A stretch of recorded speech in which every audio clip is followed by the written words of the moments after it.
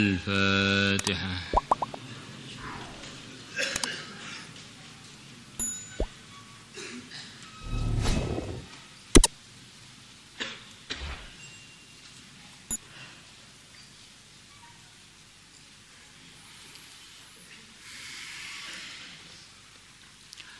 Bismillahirrahmanirrahim. Wa kharrajal Bazzar. Benar. Wa kharraja, dan telah meriwayatkan Al-Bazzaru Imam Bazzar bi isnadin la ba'sa bihi, dengan sanad yang tidak ada bahaya dengannya, maksudnya layak untuk dipakai. An-Dhahhak ibn Qais, wa huwa Ad-Dhahhak ini memang termasuk orang ukhtulifa yang diperselisihkan fi suhbatihi, mengenai kesahabatan dia. Dhahhak ada mengatakan tabi'in, ada mengatakan sahabat. Qal, beliau mengatakan, qala, telah bersabda Rasulullah sallallahu alaihi wasallam, inna Allah, sungguh Allah tabaraka wa ta'ala, yaqulu, telah berfirman, ana aku, khairu syarikin, adalah sebaik-baiknya yang bersyarikat. Jadi syarikat itu aslinya ini untuk bahasa mudahnya saja. Bersyarikat maksudnya bareng-bareng, syirkah bareng-bareng. Ini toko ini syirkah antara Pak Zaid dengan Pak Amr. Nah, maksudnya toko ini milik berdua. Zaid dengan Pak Amr yang berserikat ini, yang terbaik di dalam bareng-bareng adalah Zaid. Dia jauh lebih bagus daripada teman serikat dia, yaitu Amr. Jadi Rasulullah berfirman, aku adalah sebaik-baiknya yang berserikat. Bagaimana?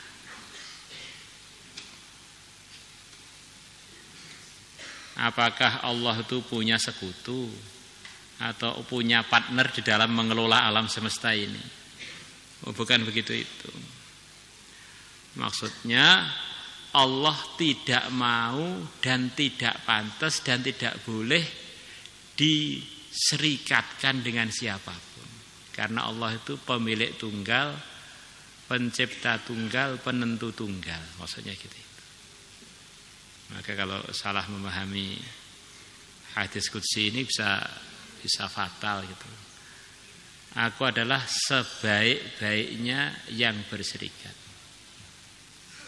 Maka karena saya ini yang terbaik dalam berserikat, siapa saja kok membarengkan bersama aku selain aku, maka saya tidak mau saya ikut dalam perserikatan itu. Orang tadi tak serahkan kepada sekutu saya. Saya tidak ridho pada dia, saya tidak peduli pada dia, saya tidak sayang pada dia, karena dia telah mengserikatkan aku dengan makhluk. Paham ya? Ini kurang lebih begitu itu. Faman asyraka ma'i syarikan, maka barang siapa mengserikatkan bersama aku syarikan, yang orang atau makhluk yang berserikat, fahuwa, maka man tersebut li syariki, untuk yang berserikat denganku. Saya enggak mau nerima dia, biar dia dengan sekutu dia selain aku itu, dengan sesembahan dia selain aku itu. Ya ayyuhan nas, wahai para manusia, akhlisu a'malakum, murnikanlah amalan-amalan kalian. Fa innallaha, ini sudah sabdanya Nabi. Jadi firman-Nya Allah, ana khairu syarikin, faman asyraka ma'i syarikan fa syariki. Ya ayuhan nas, ini kembali pada sabda Nabi. Akhlisu, murnikanlah a'malakum, amalan-amalan kalian. Fa innallaha tabaraka wa ta'ala, maka sungguhnya Allah tabaraka wa ta'ala la yaqbalu minal a'mal, dia tidak menerima dari amalan-amalan illa ma, kecuali amalan khalasalahu, yang murni untuk Allah. Kok disertakan bersama Allah tujuan lain, maka tidak diterima oleh Allah. Maka ikhlas itu sebagaimana keterangan-keterangan sebelumnya dikatakan oleh para ulama, kalau orang enggak memahami iman yang benar, ikhlas itu enggak kebayang. Di ikhlas itu tidak mungkin dikerjakan secara logika kecuali untuk orang yang telah pernah belajar apa itu iman yang benar. Karena ikhlas itu artinya adalah amal itu murni karena Allah saja.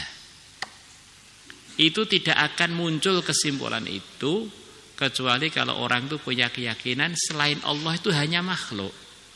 Selain Allah itu enggak punya apa-apa. Selain Allah itu tidak layak untuk diharap. Maka orang yang ikhlas itu hasil dari keilmuan. Kalau orang belum pernah belajar iman yang benar, itu ikhlas itu enggak kebayang di otak dia. Karena perasaannya, lingkungannya punya andil, temannya punya andil, perusahaannya punya andil, penguasanya punya andil. Akhirnya hatinya itu terbagi. Nah, Allah kalau sudah terbagi, Allah enggak nerima mengsyirikatkan Allah dengan yang lain tadi. Maka sering sebagian mengatakan ikhlas itu miliknya para ulama. Selain para ulama itu enggak kebayang ikhlas itu apa ikhlas. Sudah saya ikhlaskan aja Pak. Saya ikhlas saja. Ikhlasnya sing piye monggo. Walaupun kamu ngomong ikhlas 1000 kali, ikhlas itu ada definisinya. Ikhlas itu satu keputusan dari pemahaman yang benar. Itu baru bisa sampai ke kesimpulan ikhlas. Di saya ini kalau amal bukan karena Allah, itu bukan hanya goblok, salah mikir. Nah, saya ini kalau amal bukan karena Allah, salah alamat.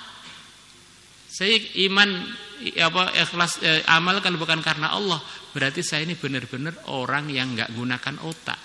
Masa yang enggak punya saya beramal demi yang enggak punya itu? Dia enggak menjanjikan apapun dan enggak punya apapun.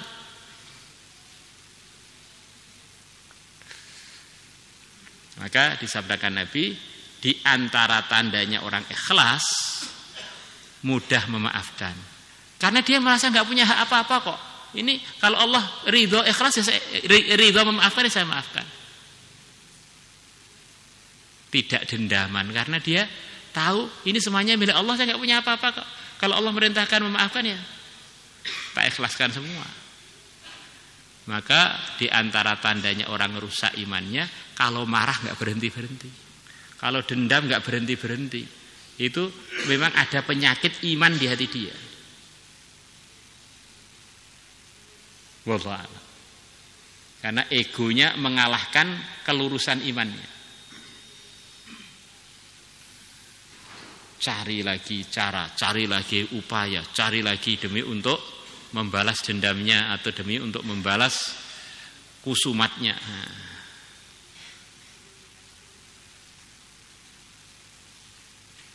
Sayyidina Abu Bakar telah disakiti hatinya habis-habisan oleh orang-orang yang telah beliau rawat, beliau nafkahi, beliau perhatikan, beliau santuni.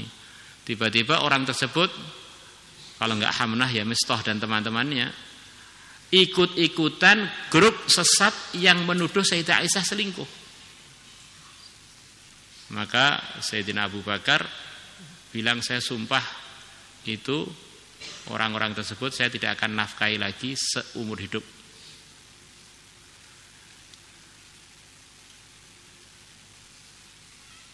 Maka turun ayat, kamu mau enggak, suka enggak dimaafkan oleh Allah? Kalau kamu maafkan, kamu akan dimaafkan oleh Allah. Maka langsung Sayyidina Abu Bakar berubah. Loh, saya pengen dimaafkan oleh Allah. Maka langsung yang nuduh-nuduh Sayyidah Aisyah tadi oleh Sayyidina Abu Bakar dimaafkan. Tentu saja selepas mereka menjalani hukuman. Jadi mudah melupakan makhluk itu bukti iman itu benar gitu. Allah.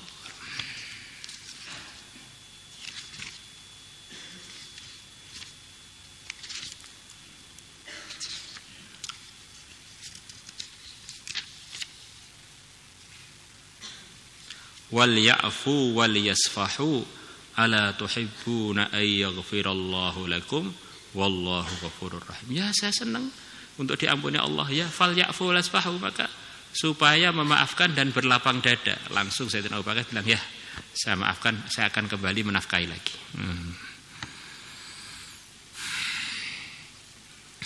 Wa kharraja at-Tabarani bi isnadin la ba'sa bi aidan an Abi Darda. Jadi orang itu kalau imannya benar, dia ini tahu diri dia aja nggak memiliki. Kok dia ego aku kok disakiti, aku kok direndahkan, aku. Ini menunjukkan imannya nggak benar. Akhirnya jadi situ sulit ikhlas dia. Ada orang itu kalau imannya masalah kan ngeri sekali hisabnya di akhirat. Anin Nabi, dari Nabi sallallahu alaihi wasallam. Nabi bersabda, ad-dunya mal'unatun. Dunia adalah dijauhkan dari rahmatnya Allah. Dunia ini secara umum jauh dari rahmatnya Allah. Mal'unun ma fiha, dijauhkan dari rahmatnya Allah apa yang ada di dunia. Jadi apa yang ada di dunia ini jauh dari sayangnya Allah. Illa mabtughiya bihi wajhullah, kecuali perkara yang dicari dengan perkara tadi ridhonya Allah.